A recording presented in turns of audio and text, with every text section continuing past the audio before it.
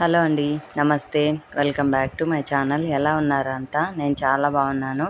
మీరు కూడా చాలా చాలా బాగుంటారని మనస్ఫూర్తిగా కోరుకుంటున్నాను. ఇక్కడ ఏం జరుగుతుందంటే పండగ ముందు రోజు నైట్ అన్నమాట.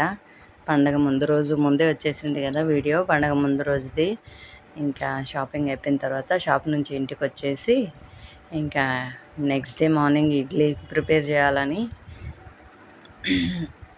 పిండి గ్రైండ్ చేసేసినాను. ఇంకా ఇడ్లీ రవ్వ నానబెట్టినాను.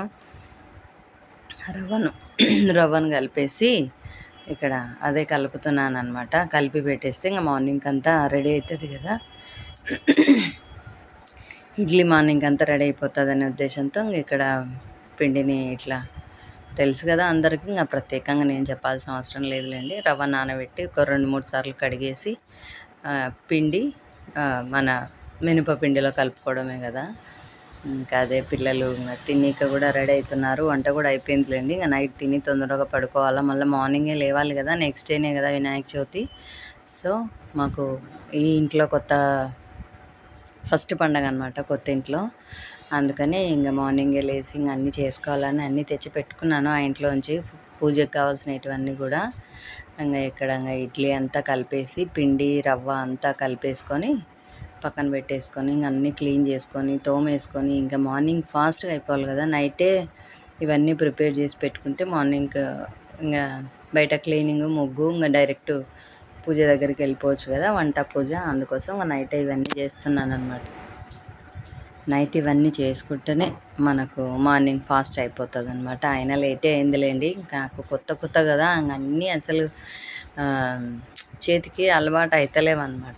ఏది ఎక్కడ అనేది ఇంట్లో కిచెన్లో అన్నీ సెట్ అవుతలేవు. సో అందుకోసం కొంచెం లేటే అయ్యింది. పర్లేదులేండి.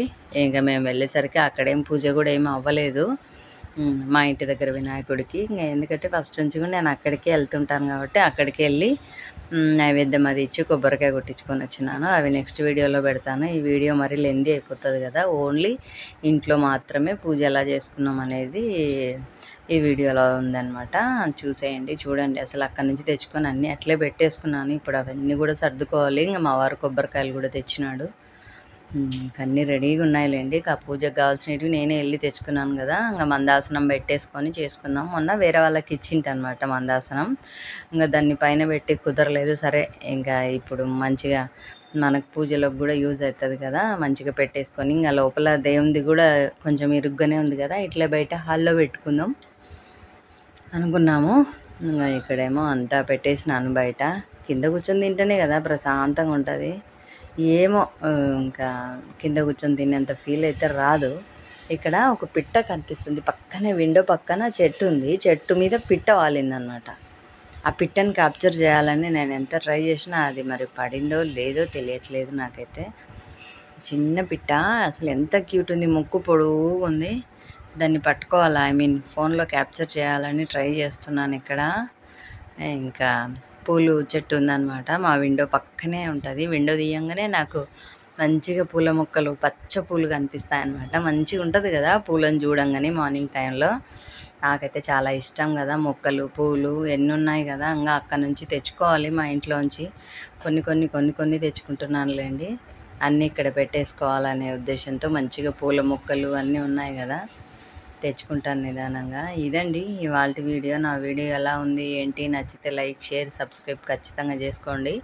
ఇంకా పూజ వీడియోలన్నీ ముందు వస్తాయన్నమాట. మేము ఇంట్లో పూజ ఎలా చేసుకున్నాము ఏంటి అనేది నెక్స్ట్ వీడియోలో పెడతాను. మరి ఈ వీడియో లెందీ అయిపోతుంది కదా అనే ఉద్దేశంతో కొంచెమే పెట్టినాను అనమాట. థ్యాంక్ యూ అండి. Thank you for watching. Bye అండి. Take care.